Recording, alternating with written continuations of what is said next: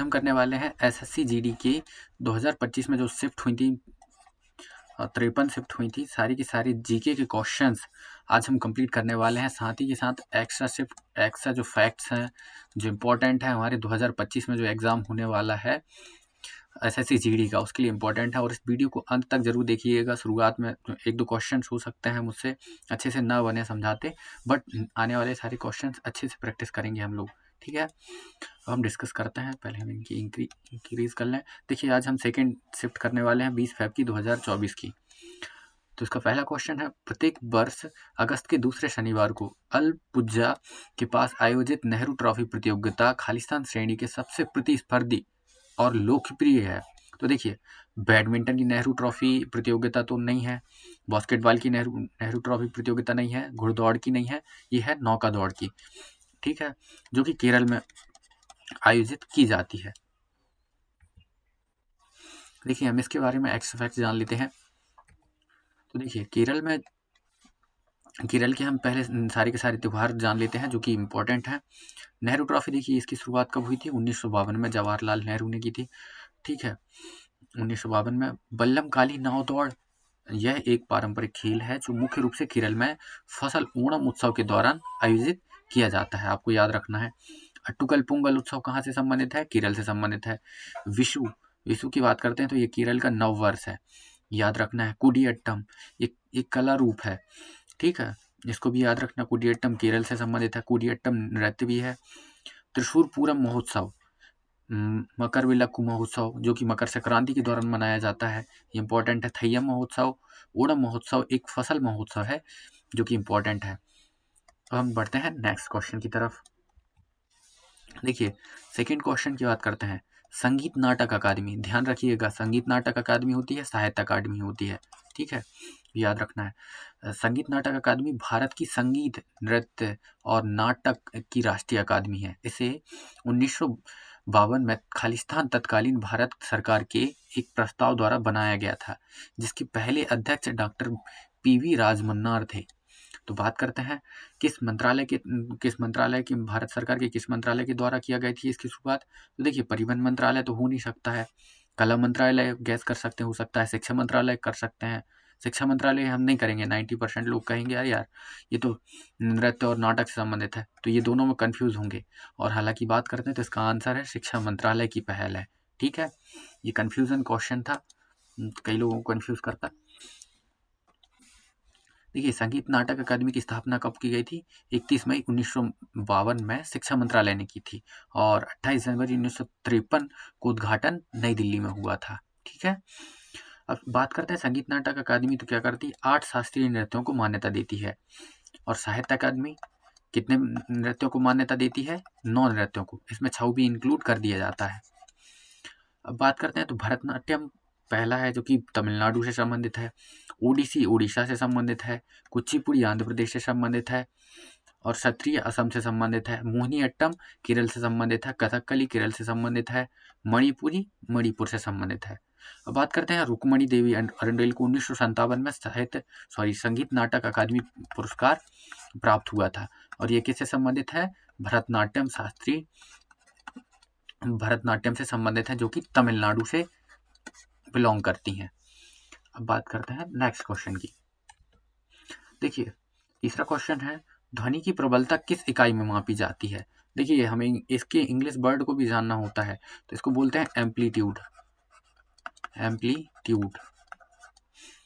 तो बात करते हैं ध्वनि की प्रबलता किस इकाई में मापी जाती है, तो यह सभी को पता होगा, डेसिबल में मापी जाती है, तो ये आंसर सही कर दिया होगा। अब देखिए वाट और वर्ग मीटर में तो ये नहीं हो सकता, ध्वनि की तीव्रता ये तो वैसे एलिमिनेट कर दिया था। देखिए हर्ट्ज की बात करते हैं तो इसको फ्रीक्वेंसी को मापा जाता है, ध्वनि की आवृत्ति को मापा जाता है हर्ट्ज में, ठीक है। अब हम इसके एक्स्ट्रा फैक्ट्स को जान लेते हैं जो कंफ्यूजन करते हैं और इम्पोर्टेंट है, ठीक है। अब बात करते हैं ध्वनि की।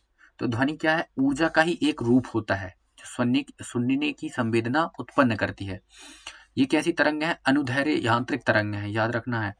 मैग्नीट्यूडनल वेव है ये, ठीक है। जब कंपन होते हैं तब उन्हें उत्पादन और गमन के लिए माध्यम की आवश्यकता होती है। किसकी आवश्यकता हो? माध्यम की आवश्यकता होती है। इसलिए यदि चंद्रमा पर कोई बम फटता है तो हम विस्फोट की आवाज़ नहीं सुन सकते हैं, क्योंकि वहाँ पर वायुमंडल नहीं है, कोई माध्यम नहीं है, इस कारण से वहाँ पर आवाज़ सुनाई नहीं देती है। अब बात करते हैं ध्वनि शास्त्र, जो अकॉस्टिक्स बोलते हैं इसको, अकॉस्टिक्स, ये ध्वनि शास्त्र बोला जाता है। ध्वनि के अध्ययन को क्या कहा जाता है? अकॉस्टिक्स इंग्लिश में, और ध्वनि शास्त्र। अब बात करते हैं ध्वनि की, तो ध्वनि में क्या होता है? आयाम होते हैं और फ्रीक्वेंसी होती है, मतलब एम्पलीट्यूड होता है और फ्रीक्वेंसी होती है। आयाम क्या होते हैं? ध्वनि की डेसिबल, ध्वनि आयामों किस में मापा जाता है? ध्वनि की प्रबलता, इसको बोलते हैं प्रबलता। देखिए ये है वेव, देखिए इसकी प्रबलता कैसे मापी जाएगी? ये एक प्रबलता है, ये क्या है? इसकी वेव लेंथ है, ठीक है। तो इसकी जो ये जो वेव लेंथ है, जो उठाव है, इसको बोलते हैं हम आयाम, एम्पलीट्यूड बोलते हैं। और जैसे ही ये बढ़ जाता है, देखिए ये बढ़ गया, एम्पलीट्यूड अधिक हो गया, ठीक है, इस प्रकार से, तो इसको बोला जाता है एम्पलीट्यूड। अब देखिए एम्पलीट्यूड की बात करते हैं तो इसे डेसिबल में मापा जाता है, और ये कैसा होता है? 0 से 130 तक सुनी जा सकती हैं, डेसिबल तक की ध्वनियां हम सुन सकते हैं, ठीक है। अब बात करते हैं 70 या उससे कम उचित होती है, लेकिन 85 से ज़्यादा ध्वनि कैसी हो जाती है? 85 डेसिबल से ज़्यादा ध्वनि कैसी हो जाती है? हमारी कानों के लिए बहुत हानिकारक हो जाती हैं। अब बात करते हैं फ्रीक्वेंसी की, तो फ्रीक्वेंसी क्या होती है? ये हमारी फ्रीक्वेंसी है, ये हमारी आवृत्ति है, मतलब ये जो इन दोनों के बीच की जो दूरी है, वो अगर कम हो जाती है तो उसे हम फ्रीक्वेंसी कहते हैं, मतलब इन दोनों के बीच की दूरी को हम फ्रीक्वेंसी कहते हैं, पिच, ठीक है। इन दोनों के बीच की दूरी को हम फ्रीक्वेंसी कहते हैं, और आवृत्ति को हम किस में मापते हैं? हर्ट्ज में मापते हैं। अब बात करते हैं, अब श्रव्य ध्वनि कितने कितने हर्ट्ज की होती है? 20 हर्ट्ज से कम होती है, मतलब जिसको हम सुन नहीं सकते, 20 हर्ट्ज से। श्रव्य ध्वनि कितनी होती है? 20 हर्ट्ज से 20 किलो हर्ट्ज तक, 20 किलो हर्ट्ज तक हम सुन सकते हैं। प्रश्रव्य ध्वनि कौन सी होती है? 20 किलो हर्ट्ज से ज़्यादा, जो हमारे कानों को बहरा कर देती हैं। अब प्रतिध्वनि की बात करते हैं, इको, इको की बात करते हैं, तो प्रतिध्वनि के लिए आवश्यक दूरी कितनी होती है? 17.2 मीटर होती है, ठीक है, और 0.1 सेकेंड इसकी टाइमिंग होती है। अब हम बात करते हैं नेक्स्ट क्वेश्चन पे चलते हैं। चलिए कंप्लीट हो गया, नेक्स्ट क्वेश्चन पे चलते हैं। आपका क्वेश्चन है, अर्थ प्रसिद्ध पुस्तक अर्थशास्त्र हमें बताता है कि मौर्य काल के दौरान उत्तर पश्चिम क्षेत्र कंबालों के लिए तथा खालिस्तान सोने की और कीमती पत्थरों के लिए महत्वपूर्ण है। देखिए पहला ऑप्शन क्या है? दक्षिण भारत, दूसरा है पश्चिम भारत, तीसरा है उत्तर भारत, उत्तर भारत, ठीक है। बात करते हैं तो हमारे जो चंद्रगुप्त मौर्य हैं, उस समय चंद्रगुप्त मौर्य हैं, उनका शासनकाल ज़्यादातर दक्षिण में फैला हुआ था, तो इसका आंसर क्या हो जाएगा? दक्षिण भारत, क्योंकि अर्थशास्त्र किसने लिखी थी? कौटिल्य ने।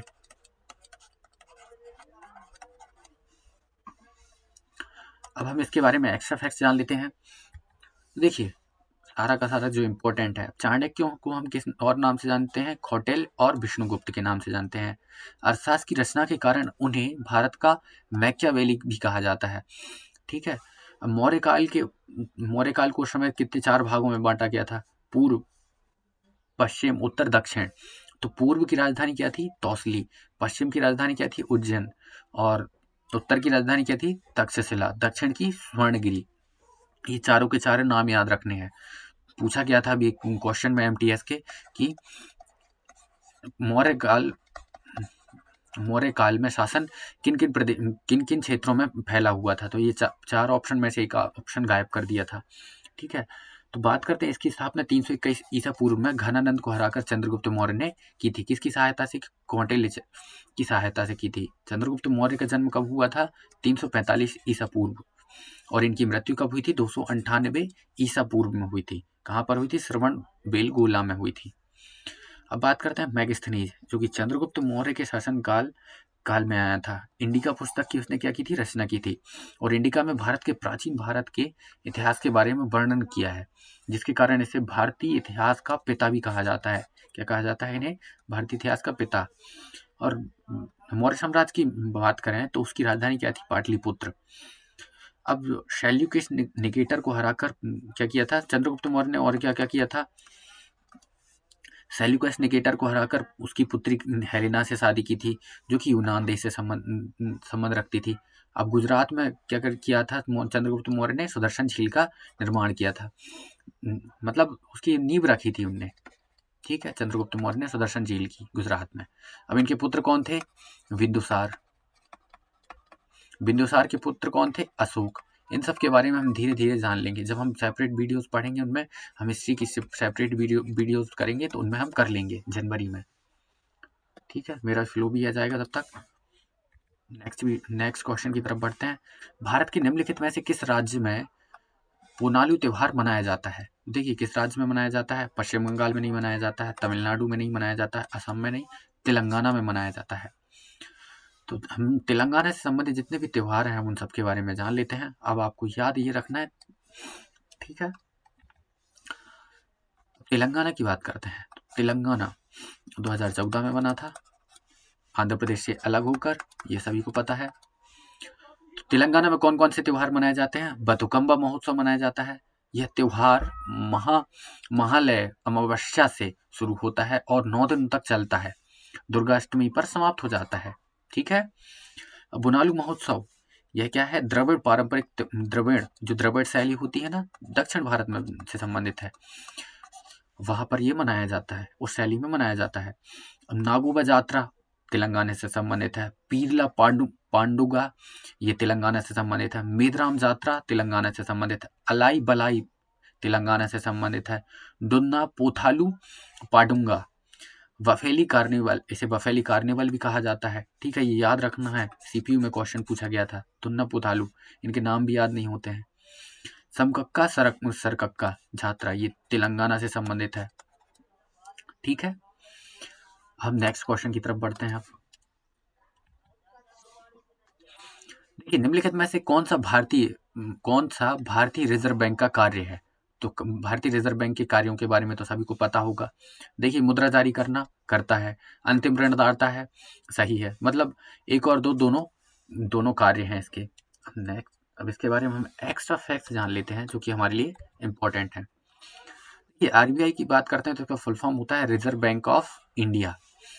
भारतीय रिजर्व बैंक अधिनियम 1934 के तहत इसकी स्थापना की गई थी। कब हुई थी स्थापना? 1 अप्रैल 1935 को कोलकाता में। और 2 साल बाद इसका जो मुख्यालय है कहाँ चेंज हो गया था? मुंबई में हो गया था। 1 जनवरी 1949 को इसका राष्ट्रीयकरण कर दिया। और प्रथम गवर्नर जो सी डी देशमुख थे, और वर्तमान में गवर्नर कौन है? शक्तिकांत दास। अब रिजर्व बैंक के कार्य क्या क्या है? देखिए, मुद्रा जारी करना, ये तो सभी को पता है। मौद्रिक नीति जारी करना, जब हम नेक्स्ट इकोनॉमिक्स का टॉपिक पढ़ेंगे कभी आएगा तो मौद्रिक नीति के बारे में हम जान लेंगे। और इसको नियंत्रित करना। साथ ही में तीसरा कार्य क्या हो जाता है? केंद्र सरकार और राज्य सरकार के बैंकर के रूप में कार्य करना। चौथा कार्य क्या हो जाता है? विदेशी मुद्रा का भंडारण एवं विदेशी मुद्रा भुगतान को नियंत्रित करना। पांचवा कार्य क्या हो जाता है? MRS, मतलब MRS क्या है? मिनिमम रिजर्व सिस्टम के आधार पर नोट जारी करना। ये बाकी सारे नोट जारी करते हैं, लेकिन 1 रुपये का नोट कौन जारी करता है? वित्त मंत्रालय। ये पूछा गया है, वित्त मंत्रालय के द्वारा जारी किया जाता है 1 रुपये का नोट। नेक्स्ट क्वेश्चन की तरफ बढ़ते हैं। देखिए, 7वां क्वेश्चन है, खालिस्तान ने जून 2023 में महिला उद्यमियों को सशक्त बनाने की। देखिए, ये करंट अफेयर का क्वेश्चन है और हम करंट अफेयर की सेपरेट क्वेश्चन, क्योंकि ये तो अब आने वाला नहीं है, लेकिन इससे संबंधित, क्योंकि अभी देखा है मैंने SSC GD में जितने भी महिलाओं से संबंधित कार्यक्रम हुए हैं उनमें उनके ज़्यादा आने के चांसेस हो जाते हैं। ठीक है, तो उनको हम सेपरेट वीडियोज़ करंट अफेयर की में करेंगे। नेक्स्ट क्वेश्चन की तरफ बढ़ते हैं। 8वां क्वेश्चन, भारत सरकार द्वारा आयोजित सामाजिक, आर्थिक और जाति जनगणना SECC 2011 में वंचना को मापने के मापदंडों में से कौन सा एक नहीं है? देखिए, हमें मापदंड बताना है, सामाजिक, आर्थिक और जाति। ये हम कॉमन सेंस से भी कर सकते हैं। देखिए, ऑप्शन क्या है? ऐसे परिवार जिनमें 15 से 59 वर्ष की कोई वयस्क महिला ना हो। ये कुछ ऑड ही लग रहा है, विचित्र टाइप का। दिव्यांग सदस्य वाले परिवार, हाँ, ये कर सकते हैं, मापदंड मान सकते हैं। ऐसे परिवार जिनमें केवल एक कमरा हो और कोई ठोस दीवार या छत ना हो, मतलब झोपड़ी वाले जो होते हैं ना, उनका भी तो जनगणना होती है। ठीक है। ऐसे परिवार जिनमें कोई सक्षम सदस्य ना हो, सक्षम मतलब सब लोग भीख मांग रहे हैं, कुछ मतलब ऐसा नहीं कह सकते, सक्षम सदस्य ना हो, कुछ खेती बाड़ी में लगे, कोई मजदूरी कर रहे हैं, ऐसे कोई जॉब पर्सन ना हो। तो देखिए इसका आंसर क्या हो जाएगा, हमें नहीं देखना था, कौन से मापदंड नहीं है, मानदंड नहीं है। तो ऐसे परिवार जिनमें 15 से 59 वर्ष की आयु में वयस्क महिला ना हो, ये हो जाएगा हमारा आंसर। अब हम इनके बारे में फैक्ट्स जान लेते हैं। देखिए ये 2011 की जनगणना से क्वेश्चन आया था, तो हम देख लेते हैं जनगणना के बारे में। देखिए जनगणना की शुरुआत भारत में किसने की थी, लॉर्ड मियो ने की थी 1872 में, और 1881 में, ये डेट याद रखना है, नियमित और वैज्ञानिक तरीके से किसने की थी, रिपन ने की थी। 2011 की जनगणना भारत की 15वीं, कब से 15वीं 1881 से, और स्वतंत्र भारत की 7वीं जनगणना है। अब 2011 की जनगणना की थीम क्या थी, हमारी जनगणना हमारा भविष्य। आयुक्त कौन थे, सी चंद्र मौली। अब जनसंख्या विकास दर की बात करते हैं, तो विकास दर की बात करते हैं तो देखिए मेघालय में 27.8%, ये हाईएस्ट डेकेडल ग्रोथ रही है। और साथ ही में लोएस्ट की बात करते हैं तो नागालैंड में, इसमें 0.5% भी आया है कई बार ऑप्शन, तो नागालैंड याद रखना है आपको। साथ ही में केंद्र शासित प्रदेश की बात करते हैं तो दादर नागर हवेली की क्या है, हवेली में क्या करते हैं, ग्रोथ करते हैं, सबसे हाईएस्ट ग्रोथ है। अब बात करते हैं तो लिंग अनुपात की, तो देखिए राज्यों में लिंग अनुपात किसका अधिक है, 184 किसका है, केरल का है, और निम्नतम किसका है, हरियाणा का है 879। और केंद्र शासित प्रदेश की बात करते हैं तो पुदुचेरी आ जाती है 1037 प्रति व्यक्ति, सॉरी 1000 पुरुषों पर 137 महिलाएं। लिंग अनुपात के बारे में तो सब जानते हैं ना, लिंग अनुपात क्या होता है। अब निम्नतम की बात करते हैं, दमन एवं दीव में है 618 महिलाएं हैं 1000 पुरुषों पर।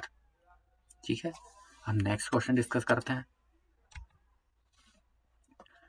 देखिए 9वां क्वेश्चन है, सुप्रीम कोर्ट के किस पूर्व न्यायाधीश को आंध्र प्रदेश का राज्यपाल नियुक्त किया गया है। तो देखिए आंध्र प्रदेश का राज्यपाल से बहुत सारे क्वेश्चन बनते हैं, जैसे कर्नाटक का पूछ लिया, तो देखिए संजय किशन कौल तो नहीं है, ऐसा अब्दुल नज़ीर है। तो हमने इसको मैंने ऐसे याद किया था, आंध्र प्रदेश में किसी को नज़र ना लगे, ऐसे याद किया था, क्योंकि CHSL में कभी पूछ लेते हैं, क्योंकि देखिए सिलेक्शन पोस्ट का जब मैंने दिया था तो कर्नाटक का पूछ लिया, थावर चंद्र गहलोत, कर्नाटक के कौन है, राज्यपाल, और ये बदलते रहते हैं तो हमें देखना होता है। तो हम इनके बारे में एक्स्ट्रा फैक्ट जान लेते हैं। देखिए मैंने सारे के सारे जो मुख्यमंत्री हैं और राज्यपाल हैं, अभी बहुत सारे चुनाव भी हो रहे हैं महाराष्ट्र में जैसे, और बहुत सारे प्रदेशों में चुनाव हो रहे हैं, तो हम देख लेंगे जब अपडेट होगा, लेकिन अभी हम याद करते हैं। तो आंध्र प्रदेश के कौन है मुख्यमंत्री हैं, नारा चंद्र बाबू नायडू, ठीक है, और इसके राज्यपाल कौन है, अब्दुल नज़ीर। उड़ीसा की बात करते हैं तो मोहन चरण मांझी, और इसके राज्यपाल कौन है, रघुवर दास।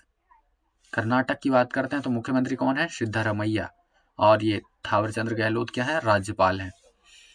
और छत्तीसगढ़ की बात करते हैं तो विष्णुदेव साय इसके मुख्यमंत्री हैं, और रामेन डेका, छत्तीसगढ़ में डेका लग गया, तो ये हमारे राज्यपाल हो जाते हैं। झारखंड की बात करते हैं तो हेमंत सोरेन है, और झारखंड जब हम बैठेंगे तो हमें क्या होगा, तो संतोष गंगवार क्या है, राज्यपाल हैं झारखंड के। अब दिल्ली की बात करते हैं तो आतिशी मारलेना, और राज्यपाल कौन है, विनय कुमार सक्सेना, ये याद रखना है अपन को। मध्य प्रदेश की बात करते हैं तो मुख्यमंत्री कौन है, मोहन यादव है, और मंगूभाई छगन भाई क्या है, राज्यपाल है। अब हम बात करते हैं नेक्स्ट क्वेश्चन पे, थोड़े जल्दी जल्दी करेंगे ताकि हमारा रिवीजन और एक्स्ट्रा फैक्ट्स होते चले। देखिए 10वां क्वेश्चन है, स्वतंत्रता के बाद भारत ने प्रधानमंत्री जवाहरलाल नेहरू के खालिस्तान प्रभाव में 1951 में पहली पंचवर्षीय योजना 5P की बात करते हैं तो शुरू की। तो नेहरू के समाजवादी प्रभाव क्या है, समाजवादी, पूंजीवादी प्रभाव तो हो नहीं सकता, सत्ता पूंजीवादी अराजकता नहीं हो सकता है, तो समाजवादी, ये इजी था और मैंने इसलिए जल्दी से बता दिया, ऑप्शन पे जाने की जरूरत ही नहीं थी। अब हम बात कर लेते हैं जो 5 ईयर प्लान है उनके जितने भी फैक्ट्स हैं हम कम करेंगे लेकिन अच्छे से करेंगे, ठीक है। अब बात करते हैं तो योजना आयोग की। अब योजना आयोग की शुरुआत कब हुई थी, 15 मार्च 1950 में। कब हुई थी, 15 मार्च 1950 में। उस समय अध्यक्ष कौन थे, नेहरू जी। जो प्रधानमंत्री होते हैं, चाहे वो नीति आयोग हो, PM नीति आयोग, और योजना आयोग दोनों के अध्यक्ष होते हैं। ठीक है, उपाध्यक्ष कौन थे पहले? योजना आयोग के गुलजारी लाल नंदा, और अंतिम अध्यक्ष कौन थे? नरेंद्र मोदी, जो 2014 में थे ना।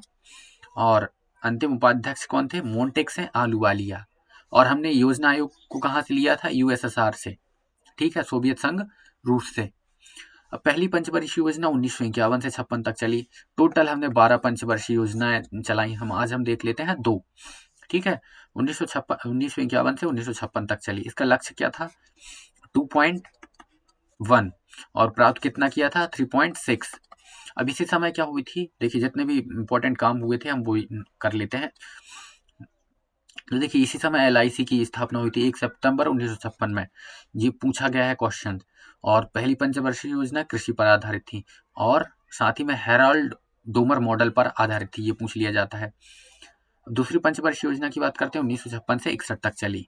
इसका उद्देश्य कितना, लक्ष्य कितना रखा था?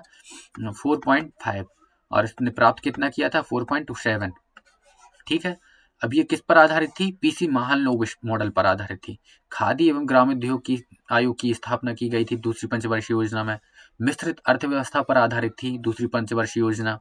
भारत में कैसी अर्थव्यवस्था थी उस समय दूसरी पंचवर्षीय योजना के तहत में? मिश्रित, पूंजीवादी और समाजवादी दोनों। अब यहाँ उद्योगों का बहुत तेजी से विकास हुआ, तीव्र गति से औद्योगिकरण हुआ। पूछ लिया जाता है, तीव्र गति से औद्योगिकरण किस पंचवर्षीय योजना का लक्ष्य था? हुआ था, मतलब किस संबंधित है? दूसरी। क्या हुआ था? उड़ीसा में राउरकेला में क्या इस्पात संयंत्र खोले गए। इस्पात संयंत्र मतलब लोहे इस्पात संयंत्र। तो राउरकेला जर्मनी के सहयोग से खोला गया था उड़ीसा में। छत्तीसगढ़ भिलाई में सोवियत रूस की भलाई किसने की थी? रूस ने भलाई की थी। हमारी हमेशा अच्छे मित्र रहा है, तो भलाई रूस ने की थी छत्तीसगढ़ में।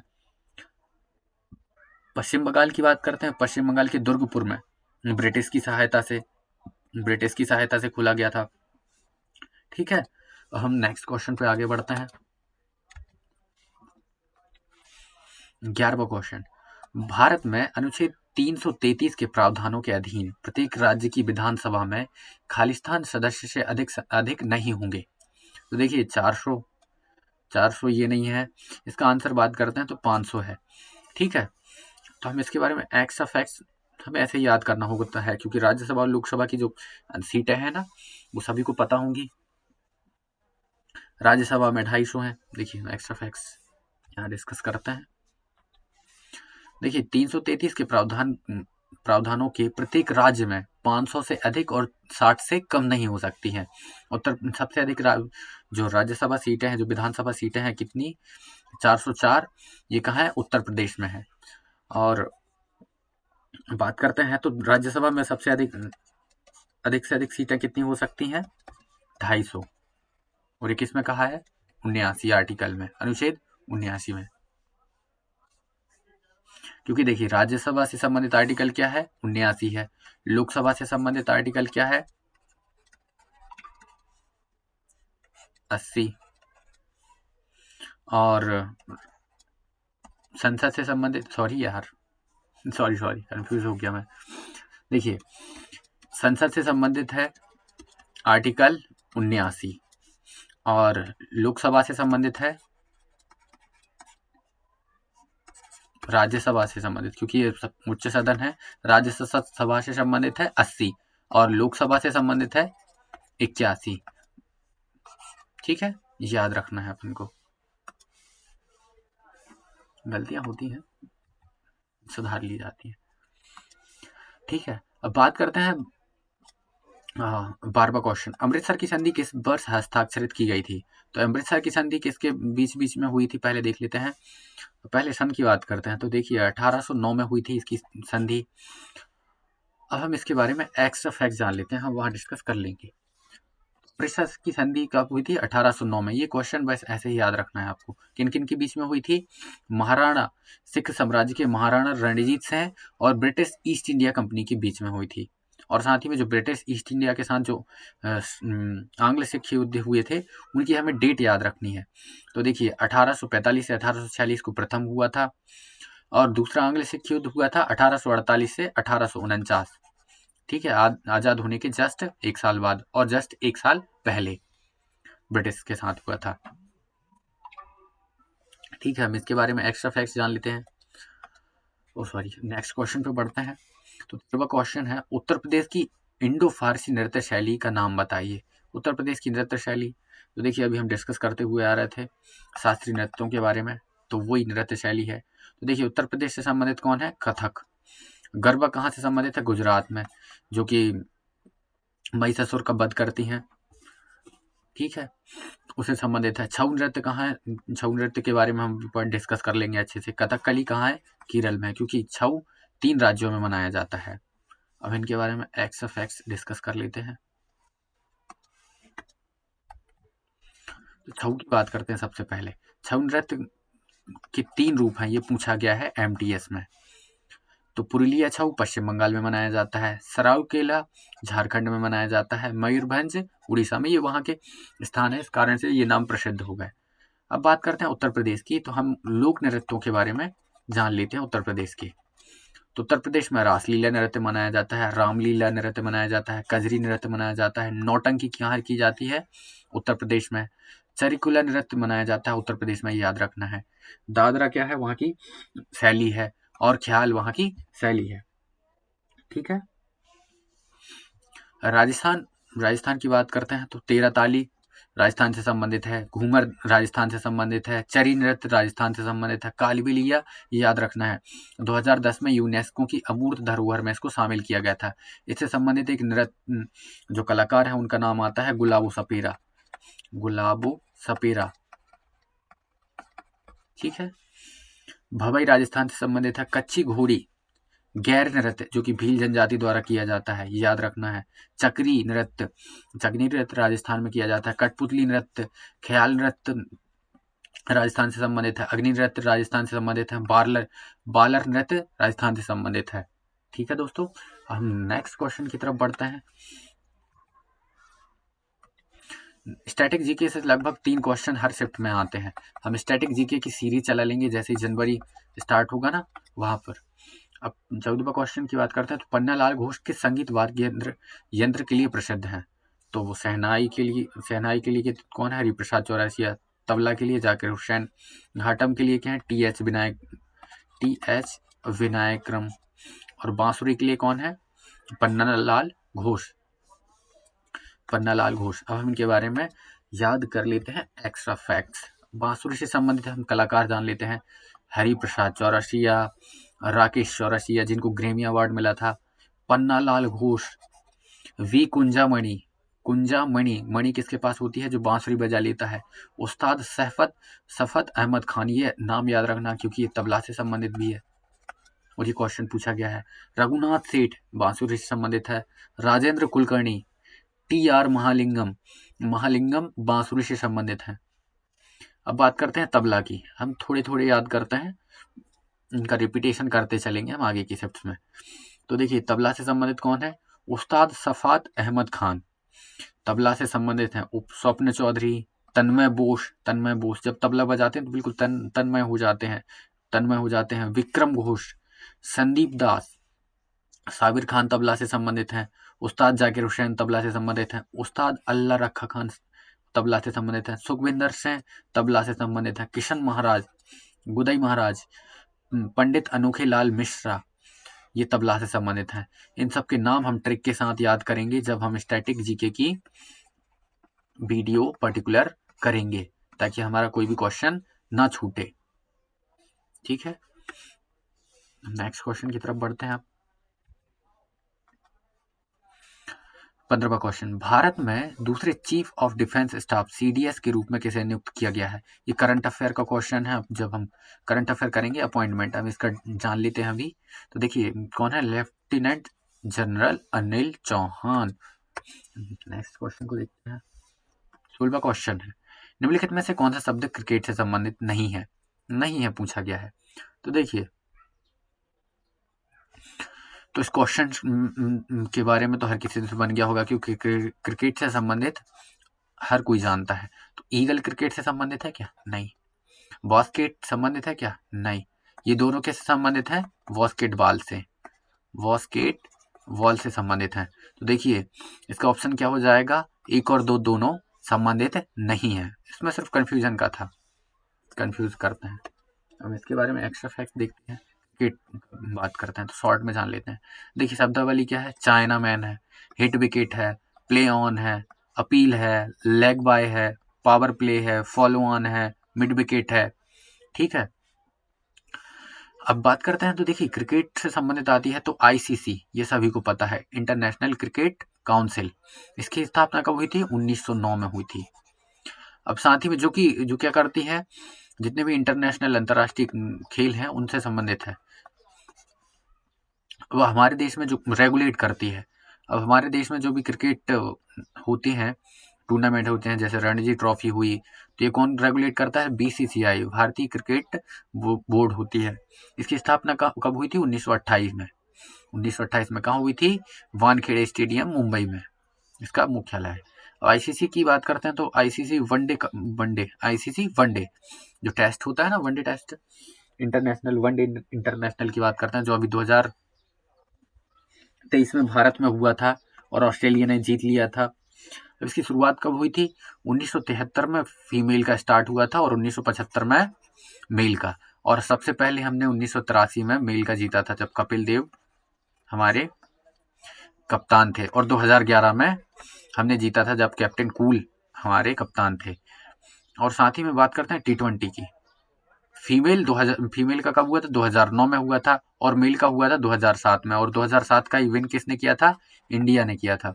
तब कैप्टन कौन थे, captain cool, Mahendra Singh Dhoni. Next fact की बात करते हैं। 17वां क्वेश्चन है, भारतीय खिलाड़ी लिएंडर पेस कौन सा खेल खेलते हैं। तो लिएंडर पेस कौन सा खेल खेलते हैं, लॉन टेनिस। ये हमें रटना ही होगा, रटना इसलिए होगा क्योंकि ये ओलंपिक से संबंधित है, ओलंपिक से संबंधित है। 1996 में इन्हें व्यक्तिगत रूप से पदक जीता था। ठीक है, कौन सा जीता था, कांस्य पदक। जितने भी ओलंपिक खिलाड़ी जो इंपॉर्टेंट है, व्यक्तिगत रूप से पदक जीते हैं, उनके नाम याद रखने हैं। और साथ ही में खेल खिलाड़ी से संबंधित जो क्वेश्चन बनते हैं वो बनते हैं कब, जब हमने अर्जुन पुरस्कार जीता हो। तो देखिए मोहम्मद शमी क्रिकेट से संबंधित हैं, जिनको अर्जुन पुरस्कार मिला है। शीतल देवी, ये नाम बहुत आने वाला है। पैरा तीरंदाजी, ये पैर से इनने क्या किया है, ओलंपिक में, पैरा ओलंपिक में पदक जीता है। अनुष अग्रवाल घुड़सवारी से संबंधित है। दिव्यकृति सिंह घुड़सवारी ड्रेसेस से संबंधित है। दीक्षा डागर किससे संबंधित है, गोल्फ से संबंधित है। ऋतु नेगी किससे संबंधित है, कबड्डी से संबंधित है। ठीक है, ये नाम याद रखना है। ये मुख्य नाम मैंने कितने दिए हैं, 1 2 3 4 5 6, ये 6 नाम आ सकते हैं, और ये पता है इनमें से बहुत सारे नाम लोगों को। 18वें क्वेश्चन की बात करते हैं। सरकार को सलाह देने के लिए नीति आयोग नामक एक टैंक की स्थापना की गई थी। तो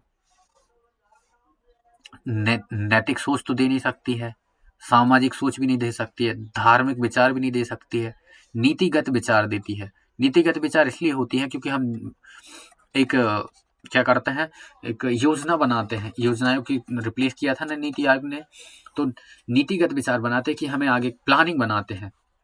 ठीक है, कि हमें आगे क्या करना है, और नीति आयोग के क्या क्या कार्य हैं, हम आगे की जब वीडियोस हम बनाएंगे तो हम वहाँ डिस्कस कर लेंगे। पहली बात करते हैं नीति आयोग की। तो इसका फुल फॉर्म क्या होता है, NITI, N for national, I for institute, institute for, T for transforming, I for India.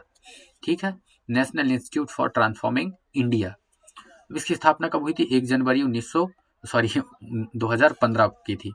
इसके पहले अध्यक्ष कौन थे, नरेंद्र मोदी जी थे, और उपाध्यक्ष कौन थे अरविंद पनगड़िया, और सीईओ कौन थी, सिंधु श्री खुल्लर थी। ये नाम याद रखना है।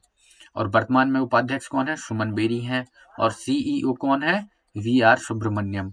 और नीति आयोग के अध्यक्ष कौन होते हैं, हमें पता है, पीएम। तो जो पीएम अभी वर्तमान में है वो अध्यक्ष होंगे। ये क्वेश्चन नहीं पूछते हैं, सिर्फ उपाध्यक्ष से पूछते हैं। 19वां क्वेश्चन बात करते हैं। संविधान सभा ने खालिस्तान को भारत के संविधान को अपनाया। भारत के संविधान को अपनाया था, कब अपनाया था, देखिए भारत के संविधान को हमने 26 नवंबर 1949, ये सबसे बन गया होगा। अब देखिए संविधान के बारे में हम कुछ इंपॉर्टेंट फैक्ट्स जान लेते हैं। देखिए संविधान सभा की बात करते हैं तो इसकी प्रथम बैठक कब हुई थी, 9 दिसंबर 1946 को। हम यहाँ से सिंपल फैक्ट जानते हैं ताकि जो इम्पोर्टेंट हैं। 9 दिसंबर 1946 को हुई थी। इसके अस्थायी अध्यक्ष कौन बनाए गए थे? सच्चिदानंद सिन्हा को। दूसरी बैठक हुई थी 11 दिसंबर 1946 को और राजेंद्र प्रसाद को स्थायी अध्यक्ष बना दिया गया। और उपाध्यक्ष कौन थे? एस सी मुखर्जी को उपाध्यक्ष बना दिया गया। और उसी समय संवैधानिक सलाहकार कौन थे? वी एन राव, ये नाम याद रखना है, संवैधानिक सलाहकार के रूप में। तीसरी बैठक हुई थी 13 दिसंबर 1946 को। तभी क्या किया था जवाहरलाल नेहरू ने? क्या किया था? उद्देश्य प्रस्ताव पेश किया था। अब बात करते हैं 3 जून जो माउंटबेटन योजना आई, क्या हो गया उस समय? 3 जून 1947 को क्या हुआ? माउंटबेटन योजना के आधार पर भारत के विभाजन के बारे में चर्चा की गई और 15 अगस्त 1947 को क्या कर दिया? देश को आजाद कर दिया। अब उस समय सदस्य कितने, आजादी के बाद कितने सदस्य रह गए? 299 सदस्य रह गए। ठीक है दोस्तों, हम आगे के जो फैक्ट्स हैं नेक्स्ट वीडियो में डिस्कस करेंगे। इतना काफी है अभी। क्वेश्चन, 2011 की जनगणना के अनुसार निम्नलिखित में से किस राज्य में महिला साक्षरता दर सबसे अधिक है? तो देखिए, सबसे महिला साक्षरता दर सबसे अधिक कब होगी? जब उस राज्य की साक्षरता दर सबसे अधिक होगी। तो हमें पता है केरल में सबसे अधिक साक्षरता दर है और हम इसके बारे में एक्स्ट्रा फैक्ट्स जान लेते हैं। ठीक है, जनगणना से संबंधित बहुत सारे क्वेश्चन बने हैं और यही अकेली वीडियो नहीं है, बहुत सारे ऐसे एग्जाम्स हैं जहाँ पर ये क्वेश्चन बनते हैं। तो देखिए, साक्षरता दर की बात करते हैं 2011 की जनगणना के अनुसार। तो भारत देश की जनगणना कितनी थी? साक्षरता दर कितनी थी? 74.04%। पुरुषों की कितनी थी? 82.14 और महिलाओं की कितनी थी? 65.46। ये याद रखना है डाटा अच्छे से। राज्य जो सबसे ज्यादा साक्षरता दर कितनी है? केरल की कितनी है? 94% है। महिलाओं की केरल में कितनी है? 96.11 और पुरुषों की कितनी है? 92.07। और साथ ही में लक्षद्वीप सेकेंड नंबर पे आ जाता है 92.28 की दर से। मिजोरम आ जाता है तीसरे स्थान पर 91.58%। राज्य सबसे कम कितने हैं? सबसे कम साक्षरता दर वाले राज्य कौन कौन से हैं? देखिए, बिहार की बात करते हैं तो बिहार में 47% है और इनमें पुरुषों की साक्षरता दर कितनी है? 71.2% और महिलाओं की कितनी है? 51.5%। अब अरुणाचल प्रदेश की बात करते हैं तो ये सेकेंड नंबर पे आ जाता है 66 देखिए ये बात करते हैं तो देखिए इसमें कंफ्यूजन हो गया है। अब इसकी बात कर, कंफ्यूजन ऐसा है तो देखिए सेकेंड नंबर पर राजस्थान होता है और थर्ड नंबर पे है अरुणाचल प्रदेश 66.11 की दर से। अब पुरुषों की बात करते हैं तो राजस्थान में याद रखना है आपको, ऐसे याद रखना है, बिहार सबसे कम है ना, फिर उसके बाद में है राजस्थान, फिर उसके बाद में है अरुणाचल प्रदेश। तो अब राजस्थान की बात करते हैं तो राजस्थान में सबसे अधिक पुरुष और महिलाओं की साक्षरता में, महिला की साक्षरता दर में अंतर है, ये याद रखना है आपको।